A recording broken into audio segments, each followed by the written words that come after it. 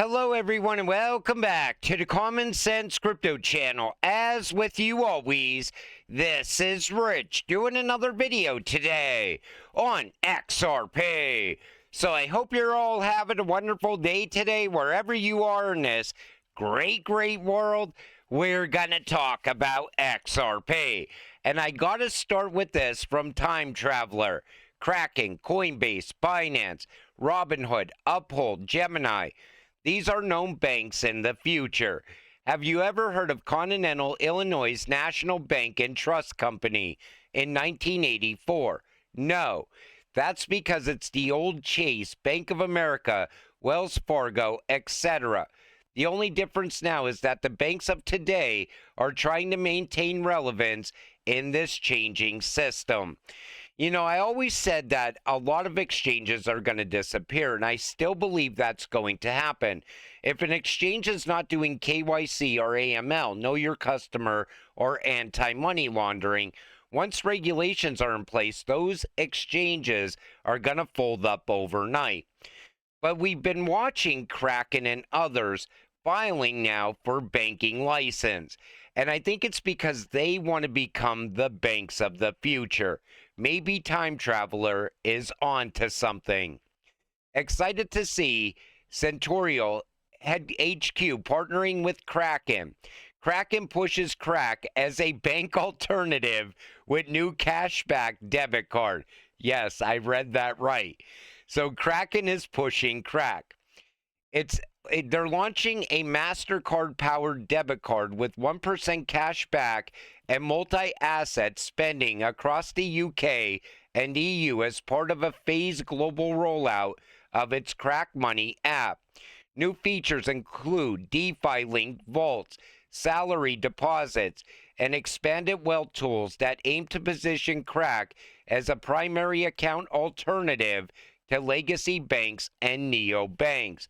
So it does look like Kraken wants to replace the banking system. And we're going to have a lot of options like this in the future. Gemini is doing the same thing. Uphold is doing the same thing. And most people, they already realize that the bank is never going to make them rich. You don't even get 1% on a checking account or savings account. At least this way, you're earning every time you spend. Plus, if you store your money in a stable coin, you can earn yield on that stable coin as well.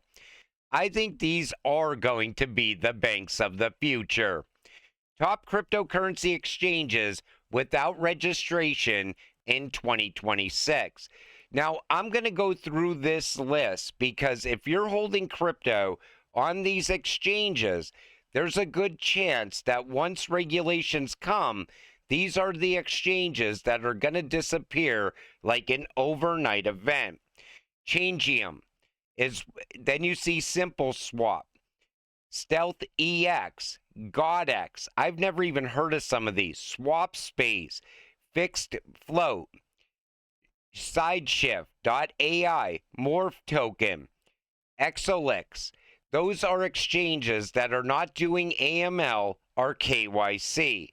So right away, these exchanges are not going to pass regulations when they come. They're going to be part of that bottleneck. They're going to disappear. The exchanges that are going to be left are Coinbase, Uphold, Gemini, MEXC. There's a few others. LCX is another one. But if you're dealing with an exchange like this, sure, the privacy is great. But what happens when that exchange just folds up? Your crypto's gone, your money's gone. That's another reason why I'm always telling you, even if you're using one of these exchanges, get your crypto off that exchange. Buy it there and then instantly get it off of there. Don't use it as a storage because you don't know what goes on behind the scenes at these exchanges. Millionaire Trader says XRP to $8 is the next chapter as generational wealth journey nears its end. So $8 is the end of the journey? I don't think so. And honestly, I still believe XRP is going to go much higher than $8 in this run. We are looking at scarcity. Look at the inflows on those ETFs. We have clarity coming. We don't even know what's going to happen with ISO yet. I still think that's going to bring value to these cryptocurrencies. Then you start to look beyond that. Ripple becoming a bank, possibly early next year, if not by the end of this year. Tokenization hasn't even boomed yet. We're still waiting on that to happen. There's so much value that still is going to come to the XRP ledger. And an $8 XRP is just not going to be good enough to move all of that value. It has to be higher. XRP is not going to $100 by the end of the year. I'm a huge proponent of XRP, but these people are delusional and just taking advantage of people who don't understand how math works. In order for XRP to be $100, that means it will be a $6 trillion market cap, a 43x from current price levels. The entire market cap of crypto is $3 trillion today, with 35 days left in the year. Stop listening to this nonsense. With that said, very bullish on Ripple XRP long term. The fact that he mentioned market cap, that's where I draw the line. If you bring market cap to the conversation when you're talking about XRP, I'm tapping out. I don't even want to hear it, because market cap does not matter in crypto. What matters is scarcity and demand. Now, do I think it's going to hit $100 by the end of the year? I really don't know. I mean, Jake, he's pretty spot on with this. And I mean, he's saying it's a 99.999% chance XRP reaches $100 by the end of the year. But I think a lot has to happen first. We need to see scarcity within the next 3 weeks, in my opinion. We need to see those ETF filers buying XRP off the exchanges. No longer over the counter, no longer on the dark pools. Plus, you got to remember, Ripple is about to unlock another billion tokens on the 1st of December. So if they were to leave all those tokens out there or sell them over the counter, that also has to disappear as well. Now, do I think XRP in this run can hit $100? Absolutely.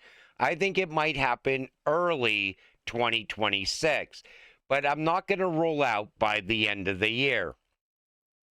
21 shares XRP ETF is hyped as bigger in the XRP community due to crypto native expertise, proven track record with billions in Bitcoin and ETH ETFs, drawing dedicated crypto investors versus Franklin Templeton's traditional finance focus. Launch timing and momentum caps the November surge as the final boss after Franklin's November 24th debut, with analysts eyeing $500 million plus inflows from its scale. So they're saying that the 21 shares spot XRP ETF could be even bigger than the Franklin Templeton ETF. And we have a date that it's set to launch. The 21 shares XRP spot ETF has received official approval and is set to begin trading on November 29th. But they were very big in the crypto space already. So maybe they will gather up even more momentum than Franklin Templeton did. Once it launches, we will all know the facts. But again, this is very bullish because now, with every ETF that launches, more and more XRP is going to be getting locked away. ETFs are just one tentacle of the creature. ETF asset managers, buy and hold. Digital asset treasuries, DATs, buy and hold. Sovereign wealth funds, buy and hold. Individual state funds, buy and hold. IRAs and 401ks, buy and hold. Bank reserve assets, also buy and hold. That's versus ETFs. Which one is better? Take a listen to this. ETFs versus digital asset treasury companies. What are your thoughts on that? At this point now, you could argue that things are getting a little oversaturated with these digital asset treasury companies. I think that, well, most companies, let's say Fortune 500, should absolutely have Bitcoin on balance sheet. So after that, he goes in to start talking about Bitcoin. But he's saying that ETFs are better than DATs. That's a digital asset treasury. Now, when it comes to Bitcoin, I would agree with that because Bitcoin doesn't have utility. It doesn't really have real world use case. How are you going to buy things with Bitcoin? It's way too slow, way too expensive. But when it comes to XRP, a digital asset treasury makes a lot of sense for these companies because they could buy and lock away that XRP and utilize it on a daily basis to make their own transactions, to transact with other companies as well. It doesn't matter. Cross-border payments, it makes it faster, makes it cheaper. So I would agree that a Bitcoin ETF is a better idea than a Bitcoin digital asset treasury. But when it comes to XRP, I think it's a lot different. And I think a DAT makes a lot more sense. But me personally, I want to hold the actual asset. Crypto market prediction. No, XRP is not going back to $3. I don't know who writes these articles, but this article, they're saying that it's stabilizing, but it's not going to go to $3. It doesn't make any sense. I don't get it. You know, like, do they not see the chart for XRP? Once you look at that chart, it's the most bullish chart in all of crypto. How do you not see the breakout already loading? How do you not see that breakout coming in the short term? I'm telling you, once XRP breaks out, a lot of people are going to be left with a lot of regrets because they never invested in this cryptocurrency. I know it's absolutely going to melt faces very soon, and I cannot wait for that to happen. But until it does happen, stay patient, stay positive, and let's get rich together. With that said, I'm going to wrap up this video. I want to thank you all for watching. I appreciate all of you. I'll see you in the next one. Have a great night.